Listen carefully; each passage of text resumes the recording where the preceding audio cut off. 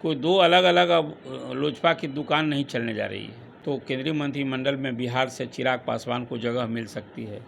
और फिर भाजपा से अभी जो पूर्व प्रदेश अध्यक्ष थे, कौन मंत्रिमंडल से हटेंगे। अभी तो एक मंत्री जो राज्य मंत्री हैं, आपको याद होगा, रेड्डी को अभी प्रदेश भाजपा का प्रदेश अध्यक्ष बनाया गया है। तो सरकार में भी कुछ चेंज होगा, संगठन में भी अभी बदलाव का क्रम जारी हुआ है। तो बिहार उससे छूता नहीं रहेगा।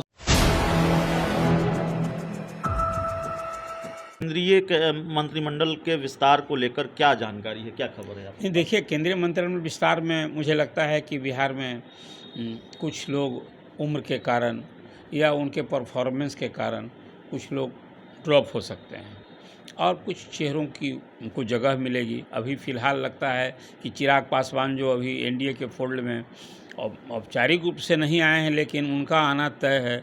तो केंद्रीय मंत्रिमंडल में बिहार से चिराग पासवान को जगह मिल सकती है। और फिर भाजपा से अभी जो पूर्व प्रदेश अध्यक्ष थे संजय जायसवाल, उनकी चर्चा है, पहले से ही चर्चा थी, तो एक उन्हें भी जगह मिल सकती है।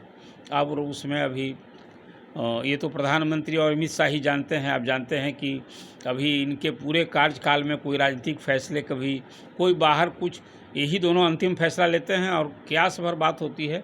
लेकिन एक संभावना है, रही बात की ड्रॉप होने की चर्चा, तो उसमें अभी राजकुमार सिंह की चर्चा है, उसमें अश्विनी चौबे की चर्चा है, लेकिन लोग फैसला लेना है। गिरिराज सिंह की भी चर्चा हो रही है।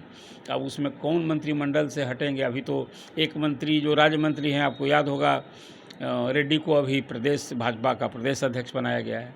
तो सरकार में भी कुछ चेंज होगा, संगठन में भी अभी बदलाव का क्रम जारी हुआ है। तो बिहार उससे छूता नहीं रहेगा। पशुपति पारस का राजनीतिक भविष्य क्या देखते हैं? क्या भारतीय जनता पार्टी और पशुपति पारस की दोस्ती बनी रहेगी, सब कुछ सामान्य रहेगा, या चिराग पासवान के मंत्री बनने से या उनके एनडीए में आने से पशुपति पारस को किसी तरह का नुकसान भी होना है?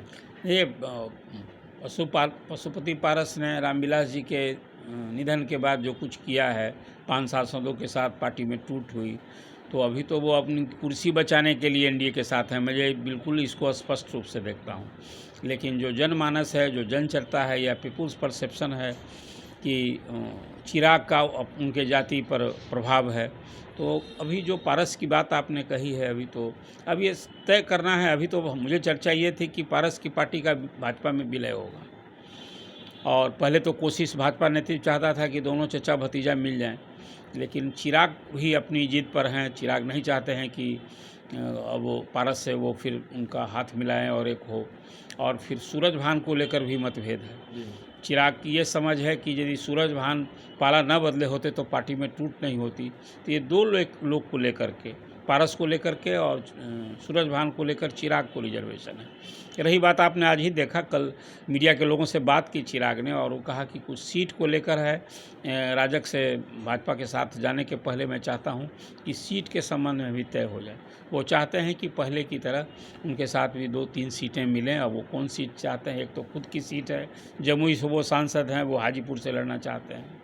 वो 2 सीट तो मुझे लगता है फ़िलहाल, अब यदि चिराग इधर आएंगे तो फिर हाजीपुर सीट का क्या होगा।